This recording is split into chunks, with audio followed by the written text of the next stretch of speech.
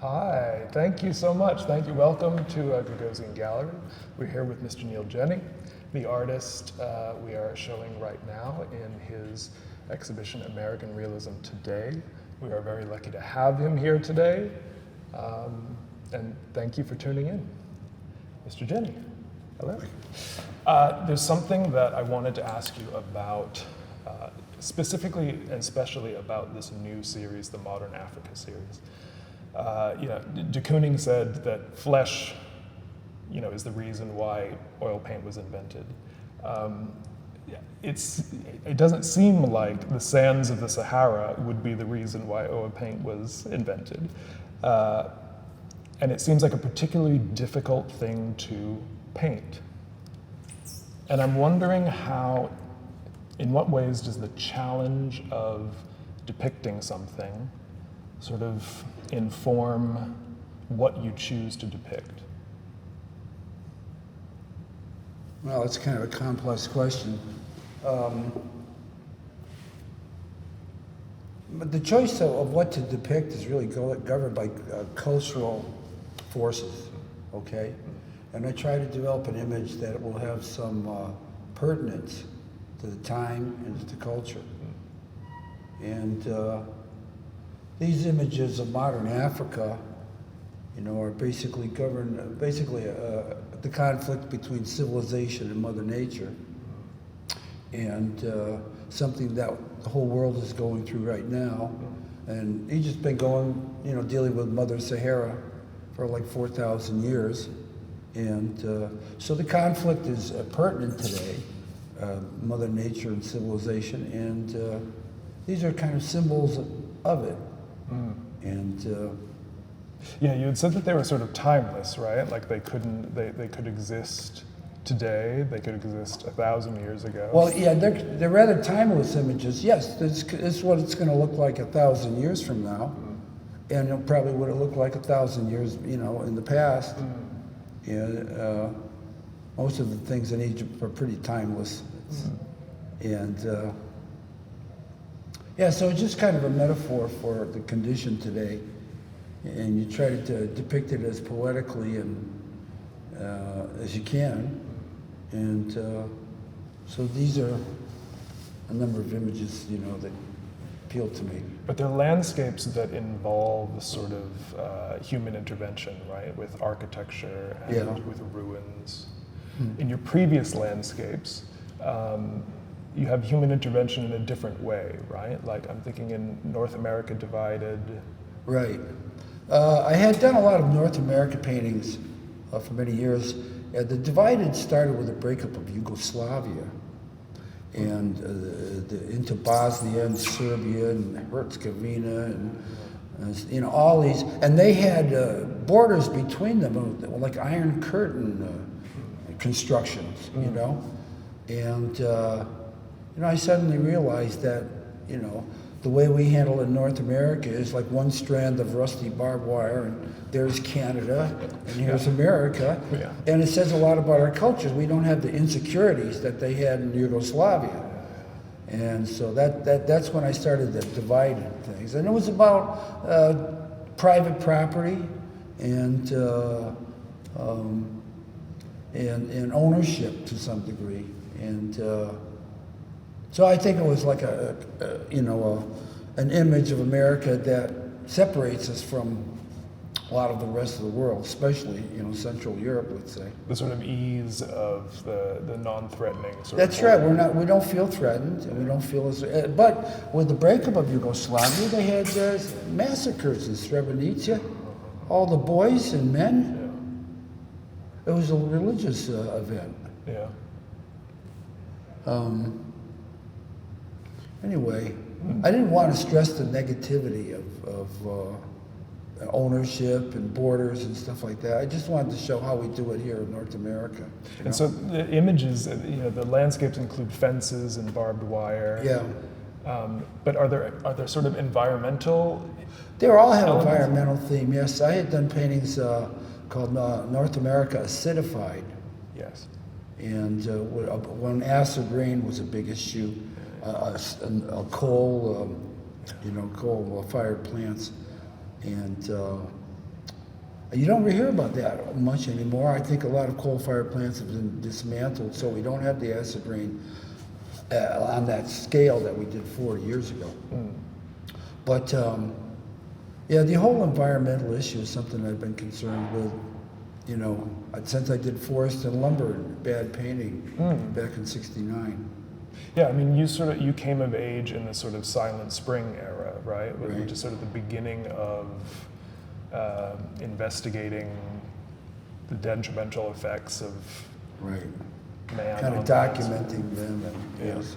And bringing it to the attention of the viewers. The notion of the, you know, the beautiful, vast Teton landscape and purity of it is like, I don't stress that part, you know.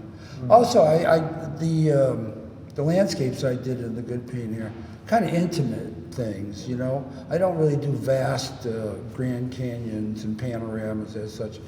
I like to do like right here. Most of my paintings are basically invented after I invented the frames. I'm really a sculptor. People ask me how I describe my work, and I always say painted sculpture.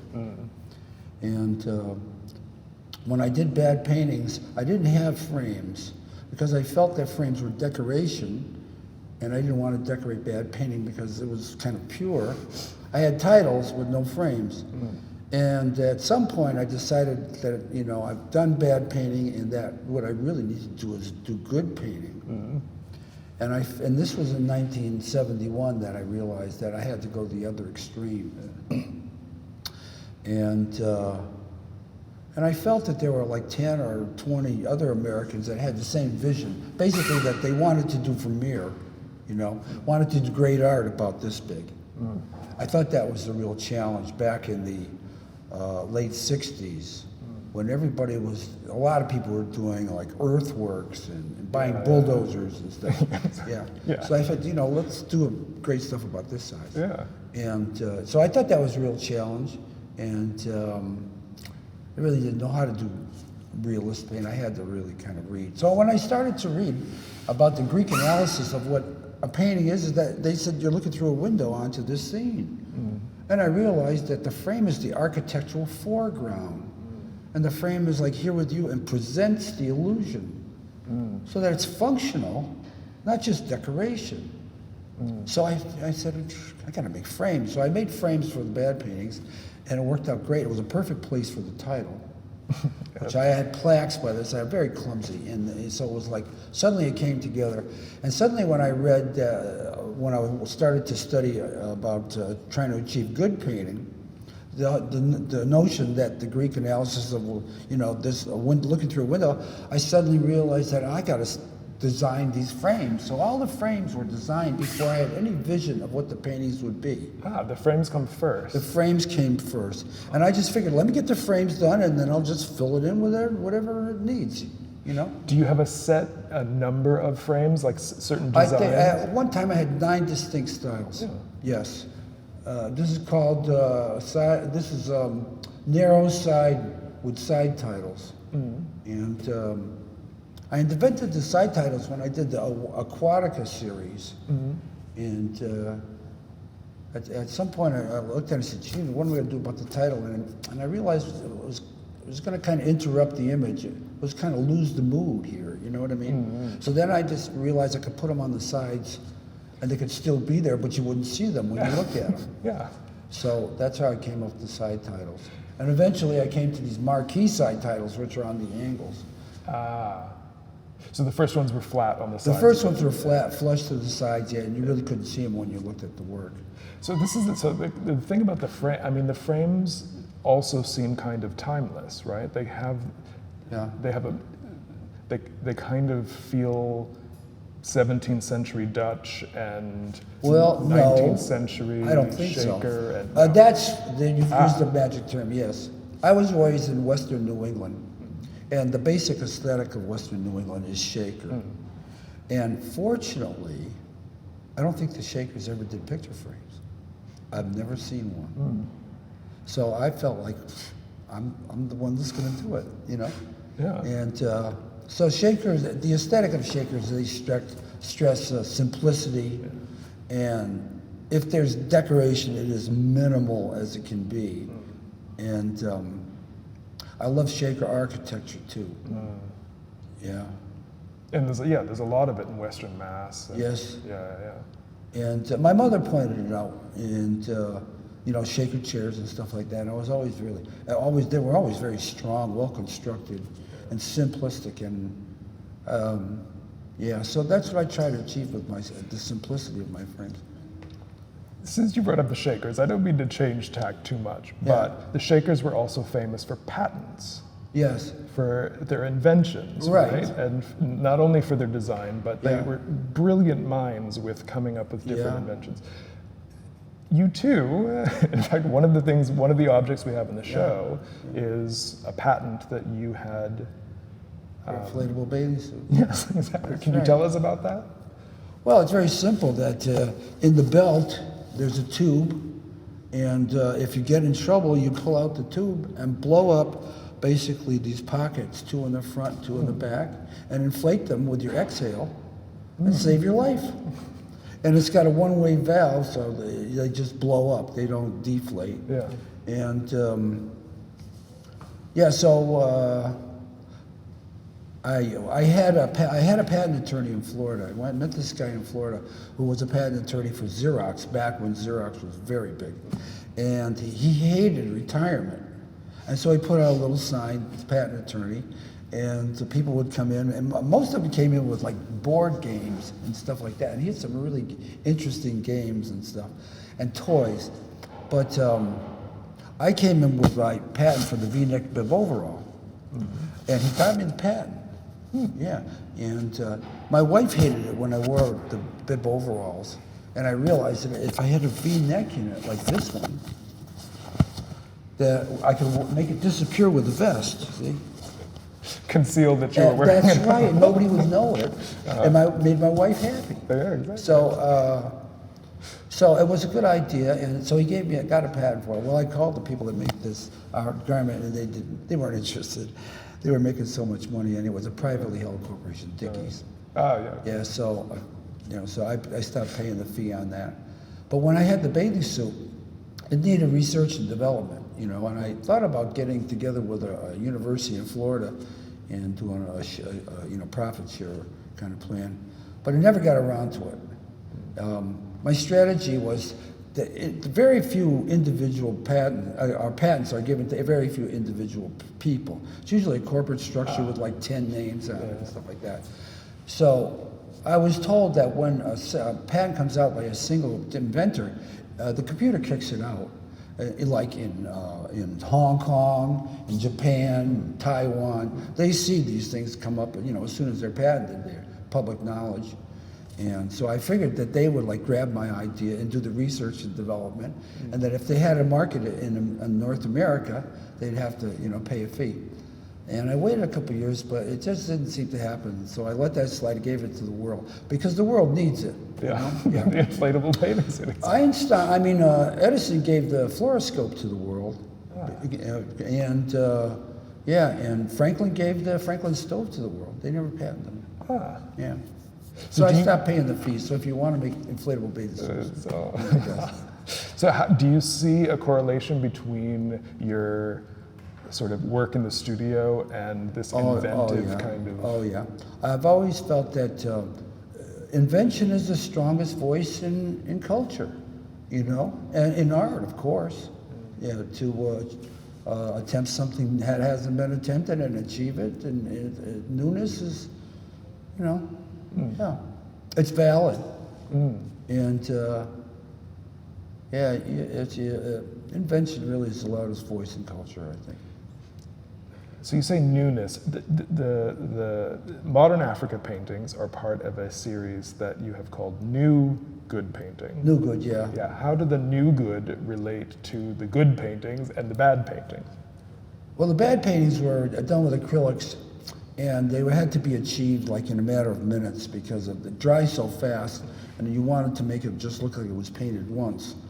And so you have to kind of keep the edge alive as you're coming down the image, and So you don't have that much control, but the brushwork is kind of exciting in and of itself. And if you have a good image like forest and lumber or something like that, it can work, you know.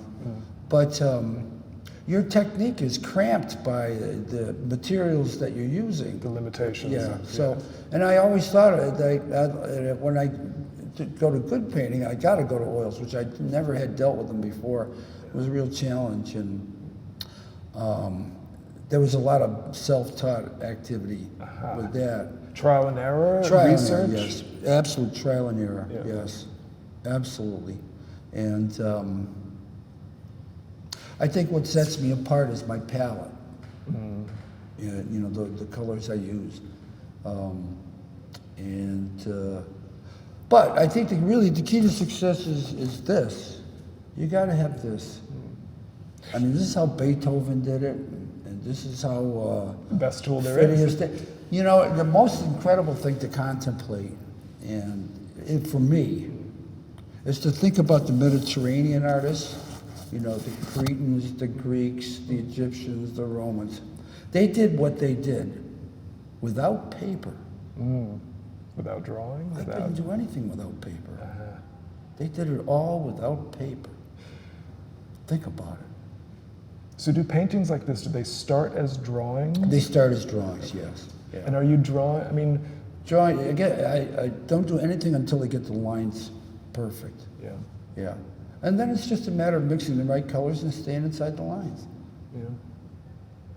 I mean, that's the thing, is that you know, you're both a painter and a sculptor. Yeah. But rather than making paintings and sculptures, you make objects that are both paintings and sculptures. That's right. Yes. This sculptural first. Yeah. So in these drawings, is the frame and the form that it's going to take part of the original drawing and the original conception? I drew the frames. Yeah, I couldn't stop drawing frames once I read that they were required for illusions. And it's fascinating that you said, you know, that they're required, that they provide this architecture, this window. they're the architectural foreground and present the illusion. They're functional. So, but you also use them to sort of change the view and sort of change the Well, I dimension. had to come up with frames that weren't in the museums. You know, that was the rule. Like, and it, you know, if there's not one like it in the museum, I'll use it. Yeah. To invent something new. Yeah. Yeah. I had one of my first frames had 3 different coves in it. It had one on the bottom, a smaller one on the top, and on the sides 2 larger ones. They call it a tri-cove frame. Never seen one like it, and I only made one. But yeah. And is the process, I mean, you're painting on the canvas and then the frame is added after, or you're painting on a panel and then the frame is added after, or is the panel and frame... Well, you get basically, I do the frame first. I started to do the paintings first, and then I did the frame that I thought was going to work, and it was terrible. And I realized the sculpture comes first, yeah. And yeah. I think what's really consistent, though, and it's sort of emphasized by these frames, is that even though you're painting landscapes, you're creating this sort of intimate view of a landscape. Right. Right? You said before, it's not this grand vista. It's That's not right. Salvatore Rosa. It's just a little, it's like the backyard, you know? Yeah. Or it's a little intimate thing. People have asked me, well, how do you relate to Andrew Wyeth? And I said, well, in some ways that we have similar instincts. He does little corners of interiors that are like a little corner of a barn or something like that, just kind of with a rake or, you know, a pail or something. Just a little bit of nowhere interiors. I do just a little bit of nowhere exteriors. So we have that in common. Yeah. But it's funny because you're doing these sort of these small views, these small vistas. Yeah. It's not only the intimacy, but it's about the amount of landscape that one person can see with their own eyes, right? It's sort of a close, right? So there's something. It's like you're implying a protagonist there, right? When we're looking at this, we're imagining that we're close enough to crocodile to be right there. Yeah. It's a new sort of idea. I mean, when you look at Salvatore Rosa and you have this grand vista with these little people in it, Yeah. it's like you're painting what the little people see rather than. Yeah. Yeah. Sense of scale. This animal, I had to eliminate about 12 to 14 vertebrae from the Nile crocodile because it would have been too big. So it's a little kind of a pocket species. Did you research how many vertebrae that the crocodile? I did, yes. And it would have been just too long. But I think having the big mouth and the kind of smaller body makes him a little more threatening in a way. And give him the yellow eyes there. I don't really know if they have yellow eyes. I just kind of came up with that. It seemed a little more threatening.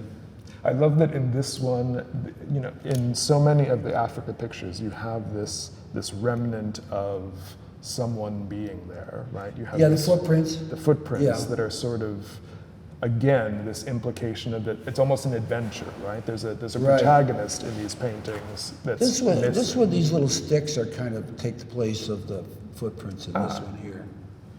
You see those little sticks? Yeah. What are the sticks for? It works out that all transportation still in the Sahara is by camel. There are no trucks, there are no roads, okay? And camels are dying every day. And when that happens, they butcher the camel, they give the meat to the family, and they usually sell the skins, okay? And so the skins are tanned and they're cured and tanned. Eventually they're dyed, okay, in big holes in the ground, vats, okay? And so they take these and they put it in a vat of red, and a guy goes around and with those sticks he pushes the skins down. This is what he does all day. Goes from one vat to another one, pushing the skins down into the vat, and he goes to the next one, and that's his job. And those are his tools. And if he didn't have those sticks, he wouldn't have the job. So in this one, the footprints, the remnants are not human. That's right. The trail that's right. The trail of the crocodile. But in the other ones, the footprints are like the witness. It's like, and it shows like there's something going on right now. It's just it's contemporary. What makes it like within a lifespan of a creature. Or the fact that there's only one pair of prints, one set. It means like you get a little sandstorm and it looks like fresh as snow. You asked about doing the sand, and when you do it, you have to have subtle transitions. It can't be the same on the top that it is on the bottom. It's got to be slightly different so you get the illusion of depth. And so that corresponds with snow paintings that I did. You had the same kind of subtle adjustments that you need in snow painting. So I realized I can do sand because I could do snow. It's funny also, the water in Ozarkia is, it's like a masterclass in depiction of water. There's so much movement. There's so many different types of strokes. Yeah. Are you using different brushes in the process as well? Yes, every different tools. Yes. There's another aquatica over here that Now that one, if you look at it, basically, if I'm going to do a painting like that, I sit down by a stream and look at it, And in that particular painting, I realized, like some of this water is kind of blurry. And I realized that it's because it's moving a little faster than the other water. And I realized that I really got to paint the blur. I got to have that blur in there. And if you look at that one, it has the kind of blur in the water. Of course. And it was kind of, in fact, that's kind of a prototype for a series that I never got around to doing because I decided to do these instead. But these are not, of course, made from observation. You haven't been to the Sahara. That's right. I've never seen a desert in my life. And in fact... And I couldn't decide on the mix. Now, this sand is different than this sand. For sure, yeah. It's different. And so it had to, in the beginning, I forgot what was the formula for the sand. And so then I said, well, let me just figure it out from scratch and see what I get. And when I came up with another formula, the one on the jade figures down in the sand down there is a little different. Yeah. Sand. Yeah. I mean, that's the crazy, you know, what do they say? Eskimos have so many names for snow. That's, yeah. It's like Jenney has so many different strokes for sand. Yeah, but simply because I forgot the formula that I used on the number one over there with those. That's a moonlight painting, by the way, the one over there with the monuments. But yeah. So I've also heard you say that there's like the column in this one here. That's right. If you look at this column, it's not Egyptian. No. It's not Roman, and it's not Crete, and not Greek. And what the hell is that thing? It's like an unknown culture. Right. So it's your invention. Well, that's right. So it makes it a little more mysterious, you know. Yeah. And so when you're looking at the jade heads, the monuments in the first painting, are you referencing artifacts? Are you thinking about artifacts, making them your own? Yeah. Well, in particular, North America that little divider with the fire barrel. Yeah. Okay, that has a stone post in it. Yeah. That has hinges that are rusted off. Yeah. So that has been a portal for 200 years. Even though it's just for animals now, 200 years ago, that had a swinging gate there, you know? And that's been a special location, you know, for a long time. So it does have that, you know, historical context. And then it's got the fire barrel. Well, you got to have a fire barrel. Yeah. And I have to call it agricultural fire barrel. I asked someone, "Have you ever seen a fire barrel painting?" And they say, "Oh yeah, on the Bowery during the Depression." And I said, "Oh yeah, Reginald Marks." I said, "All right, well, this is an agricultural fire barrel." So you grew up in a rural sort of area. I grew up across the road from 1,000 chickens. Yeah. I mean, as a boy, that must have been pretty fantastic. It was wonderful. It was the most interesting place in my world. Yeah. And then my father came up during the Depression. My father had a family of 8. My mother had a family of 9. They didn't have shoes half the time. They saved their shoes for fall and winter, and they urged the kid, myself and my sister, to go barefoot as much as we could, and we did when we were really young. But then they felt sorry for us after a while and bought us sneakers.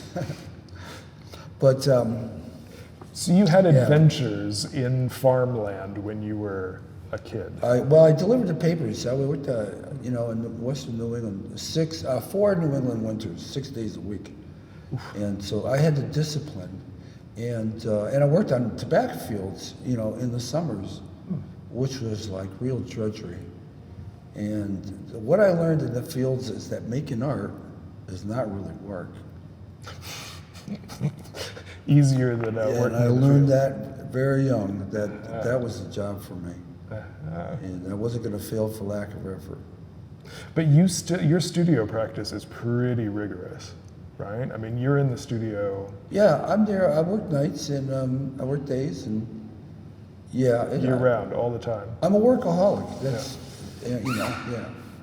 Yeah, and I also I hear that you don't travel. Yeah, traveling's been bad luck for me. So I became my dealer. Richard Bellamy made me an art dealer when he said he didn't want to sell bad paint. He said, "If you want to sell these, go ahead." So he made me an art dealer, and I realized, like, that's the best job in the world. It really is. And yeah. But you're manufacturing your own supply at that point in time. That's right. That's right. Yeah. And if you're an art dealer and you've got refined, sophisticated realism, it's a good business. Are there do you feel realism in America today is getting the right kind of attention? Do you feel like it is that's a good represented? question. You know, there hasn't been a group show of American realism at the Whitney or the Modern, I think, about 60 years. I go back, I'm on Madison Avenue 55 years. We're still waiting for a show. But there are realists out there. In fact, I'm organizing a group show of American realism that's going to open in September at the New Britain Museum in New Britain, Connecticut.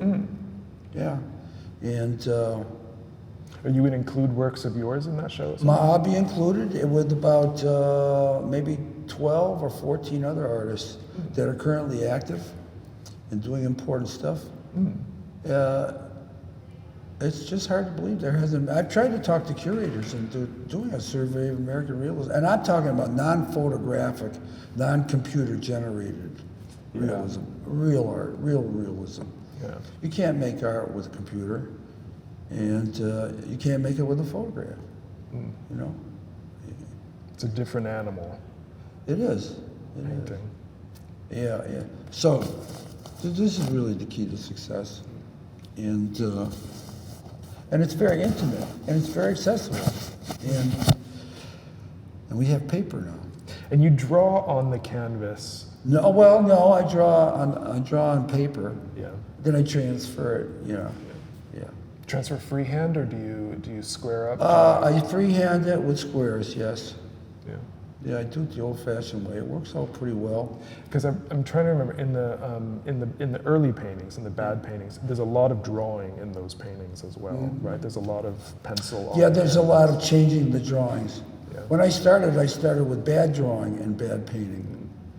And eventually, at some point, my dealer said, well, clean it up a little bit. So I basically moved to good drawing and bad painting. And then I realized that what I really want to do is good drawing and good painting. That was the real challenge. And I've been on that since '71. It's funny in the good painting series, there seems to be a marriage of sort of technique and texture Yeah. that almost opens up a different dimension of realism. Right? Well, I think full perspective is chromatic and linear and textural, you know? And, that's pretty apparent, like in all the greats.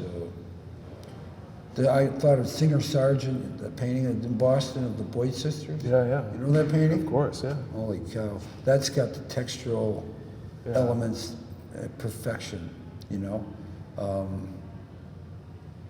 And I think, the great Spanish painters had that too, yeah. Of course. And it also has to do with brush, it has to do with the looseness, it has to do with speed. Right. You, something that you had written that I thought was quite fun to ask you about. You said, art is a game. In fact, I think it's in the list on the wall. Art is a game in which one must discover their own rules. Right. So, what rules have you discovered in your career? Oh. Do you think? Regarding art? Yeah. I'm not, well, for me personally, I'm not really attracted to slow art. Novels, stagecraft, movies, operas, ballet. Opera's too, I like surrealism, but opera is a little too far surrealistic for me. Ballet is the same way. And movies, I don't do movies because I was so careful with my money. I didn't like buying something sight unseen and not getting my money back. And so slow art is not right for me. Huh. Yeah. Do you like fast art? Paintings, sculpture. Yeah. The sort of all at once you can. I like the accessibility of it, and yeah. Do you have advice for young? You never taught, did you? Did you ever teach? I taught at visual arts. I did some sculpture that was described by some critics as environmental. So they called me up and asked me if I wanted to teach environmental studies. And I said, well, do you have a textbook? And they said, no. And I said, well, how should I form this? Oh, whatever you want, they said. So I gave a lecture on the environmental aspects of art. It took about 20 minutes. Uh-huh. And Then I realized that, they wanted me to be a hand holder, And So it's strange, yeah. You weren't teaching painting. You were teaching environmental. that's what they offered, That's at SVA. Yeah. This is like 50 years ago, maybe longer than that. Yeah. And so, do you have? Oh, well, I was also a guest critic at the Yale Graduate School, and some of the people I spoke to, became real artists. Yeah.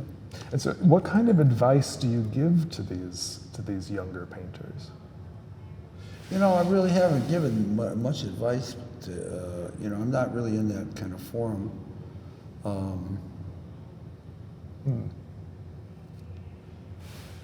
All I can say is that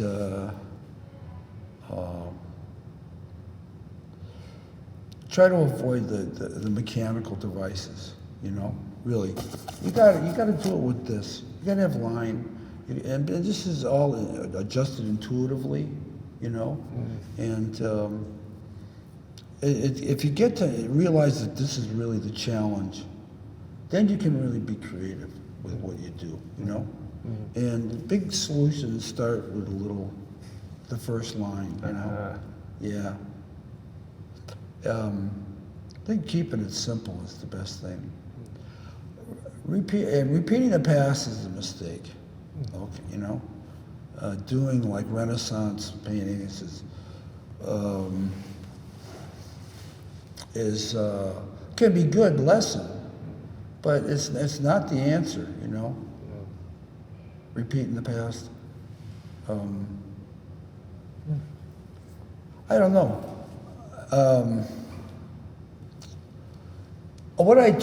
The advice I give to artists is about sales. Yes. Valuable advice. Okay, if you're a serious artist and you work every day, every now and then you're going to do the best thing that you ever did. Okay. Yeah. And you're going to show it to someone, and they're going to say, "Wow, that is nice. How much do you want for that?" Okay. And your answer has to be, "I don't know. What do you think?" So then they tell you what their comfort zone is. And then you say, "Let me think about it." Okay. But knowing full well, this is the best thing you ever did. You can't sell that. You can't have that on someone's living room wall in New Jersey or Long Island. That's not going to help you at all. You have to have it to show to people. Because if some guy likes it, another guy will like it. So I tell the artist that when you do that painting, that's the best thing you ever do. Think of it as like a father with a beautiful daughter. You don't want to let her marry the first teenager that thinks she's cute. You want to introduce her to the prince or the king, okay? So you can't sell your best work. You got to hold on to it so you can show people. It proves how good you are. It also shows you that you did something right, and you may not understand why it's so great. So you got to keep it around so you can learn from it. What did you do right? And so you can't sell your best stuff. You got to hold on so you can show to people. Yeah. And learn from it. Otherwise, you've ruined your prospects. Yeah. It's funny. Yeah. Do you keep work in the studio from before that you still go back to, you still look at, you still learn from? Not really. I keep it there because I own it and I like it. Yeah. When I came to town, New York was losing population. It was easy to find a place to live, and it was affordable. $35 a month for 3 rooms with a tub and a kitchen. And so you could come to New York and be an artist. Yeah. And also the whole loft thing was happening. Yeah. When did you move to Soho? I came to New York in '66, but I didn't have an apartment until January '67. I lived between C and D on 6th Street. It was a neighborhood where you had to be home before dark, and you couldn't go out at night. So it was easy to make art.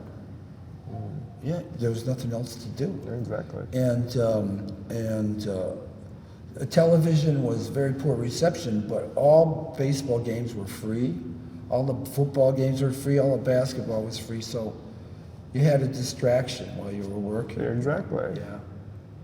And so when the loft thing happened, basically after World War II, all the light manufacturing in Soho, when they came back from war, they realized that they needed a parking lot to grow and get deliveries instead of Soho.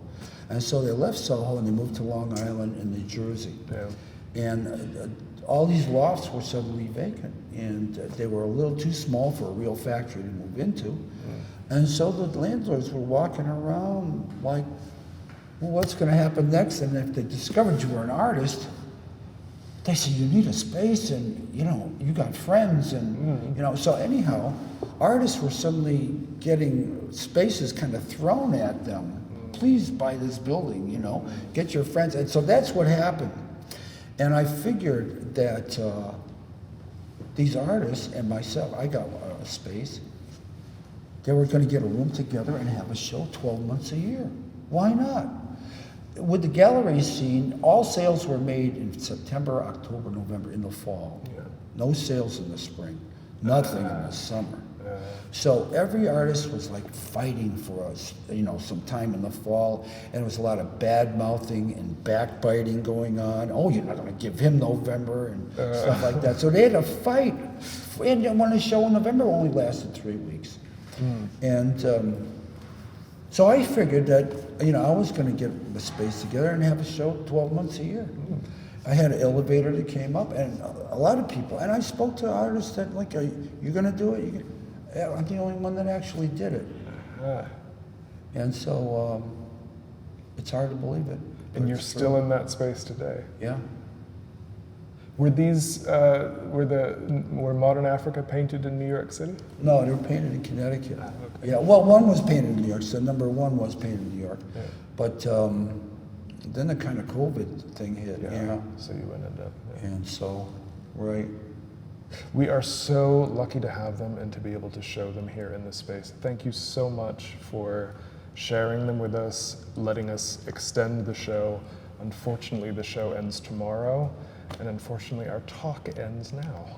Well, thank you. Thank you so much. And for more information, go to Gagosian.com for more exhibitions and information on the artists and information on this series of work.